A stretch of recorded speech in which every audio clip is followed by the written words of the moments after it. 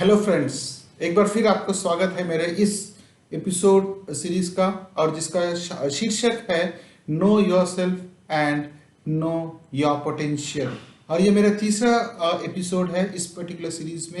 And मैं हर series में आप लोगों को कुछ ना कुछ वैल्यू ऐड करने की कोशिश करता हूँ और मैं आपको एक जर्नी में लेके जा रहा हूँ ताकि आप अपने आप को समझे, आपकी क्षमता को समझे, आपकी पोटेंशियल को समझे। So this is my third and today I'm going to tell you as to how the events are stored in our mind। किस तरह से कोई भी इवेंट हमारे माइंड में स्टोर होता है, ये मैं आपको बताने की कोशिश करूंगा एक बहुत सिंपल एग्जांपल से। ये बात मान लीजिए कि हमारे दिमाग में कोई भी इवेंट जो स्टोर होता है वो केवल 5 सेंसों में ही स्टोर होता है। सबसे पहले हम इसको वैकॉग कहते हैं। अगर इंग्लिश में वैकॉग का पढ़े तो वी मतलब विजुअल्स जो हम देखते हैं, ए मतलब ऑडिटरी जो हम सुनते हैं, के मतलब काइनेस्थेटिक जो हम फील करते हैं, ऑल्फैक्टरी मींस हम जो स्मेल करते हैं और गस्टेटरी जो हम टेस्ट करते हैं। तो कोई भी चीज, anything, any event in our life is stored in only 5 senses. One is visuals, audio, kinesthetic that is feelings, smell and taste. इसके अलावा कोई भी चीज हमारे दिमाग में स्टोर नहीं होता है। फॉर एग्जाम्पल मैं आपको बताता हूं कि जब एक बच्चा बहुत छोटा होता है, ठीक है, सो ये अपने बच्चों को बात करना नहीं आता, बट बच्चा हर समय ऑब्जर्व करता है अपने पेरेंट्स को, उनकी एक्शंस को, उनकी बॉडी लैंग्वेज को और उनकी स्मेल को, उनकी टेस्ट को तो नहीं, स्मेल को। सो विजुअल्स, ऑडियो बहुत सुनता है वो, बट उसको बात करना नहीं आता है।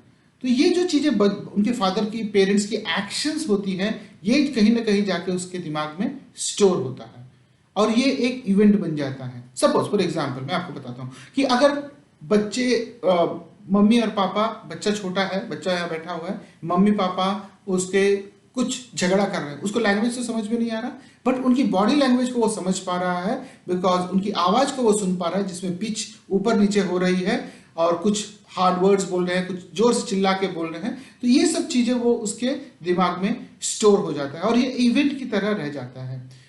फॉर एग्जाम्पल एक और मैं एग्जाम्पल आपको बता दूं कि जैसे सपोज बच्चा छोटा है या बच्चे थोड़ा सा बड़ा स्कूल जा रहा है, स्कूल में उसको पढ़ाया जा रहा है कि अगर आपके ट्रैफिक लाइट में रेड है तो आपको रुकना चाहिए, येलो है तो आपको स्लो होना चाहिए और ग्रीन है तो आप जा सकते हो। ये स्कूल में पढ़ाया जा रहा है और ये उसके दिमाग में बैठ गया है क्योंकि वहां पे हो सकता है कि पिक्चर्स दिखा के उनको बताएं। अब पूरी फैमिली जा रही है और फादर ड्राइव कर रहे हैं और बच्चा पीछे बैठा हुआ है और देखते हैं कि एक रेड लाइट है, कोई ट्रैफिक नहीं है, कुछ नहीं है, और फादर उसको ट्रैफिक जंप कर देते हैं। अब क्या हो गया कि बच्चे के स्कूल में पढ़ाया जाता है रेड लाइट है तो रुकना चाहिए, और यहाँ पे फादर ने रेड लाइट क्रॉस किया और ये इवेंट उसके दिमाग में स्टोर हो गया। ये एक बार हुआ तो कोई बात नहीं, कई बार हुआ तो ये उसके दिमाग में एक स्टोर हो जाता है कि रूल्स को तोड़ना मामूली सी बात है, कोई प्रॉब्लम नहीं है, बिकॉज वो अपने फादर को एक आइडियल मानता है। And then when his father actually breaks the rule, he feels that कि रूल्स को ये करना कोई बड़ी बात नहीं है। अगर ये रूल्स कई बार ब्रेक होते हैं अलग अलग इंस्टेंसेस में, एक बिलीफ बन जाता है उस बच्चे में और ये उसकी पर्सनालिटी, उसकी बिहेवियर बन जाती है। सो इतना पावरफुल होता है हमारे जो इवेंट्स हमारे दिमाग में स्टोर होते हैं, बच्चे जो हमें कंटिन्यूसली ऑब्जर्व करते हैं, बट देन एज पेरेंट्स हम उसको ज्यादा ध्यान नहीं देते। तो इस वीडियो में बस इतना ही कि हमारे माइंड में हर एक इवेंट केवल 5 सेंसों में स्टोर होते हैं। They are stored only on 5 senses. We can visualize visuals, we can see, we can audios, we can hear, we can feel, that is kinesthetic, olfactory, we can smell and also we can taste। ये 5 सेंसों में ही होते हैं और कोई छठा sense नहीं होता है। सो आई होप कि दिस पर्टिकुलर छोटा सा वीडियो आपको ये बता दिया है कि हमारे दिमाग में किस तरह से इवेंट स्टोर होते हैं और हम किस तरह से केयरफुल होना चाहिए जब बच्चों के सामने कुछ भी बोलते हैं या कुछ भी करते हैं। ये पेरेंट्स के लिए बहुत इंपॉर्टेंट है क्योंकि आप जो कुछ भी कर रहे हो, जो कुछ भी बोल रहे हो, आपका बच्चा आपको ऑब्जर्व कर रहा है और उसके माइंड में ये मेमोरी में चलता जा रहा है और वो स्टोर करता जा रहा है। So you have to be very very careful when you are dealing with your children as parents. So parenting is very important.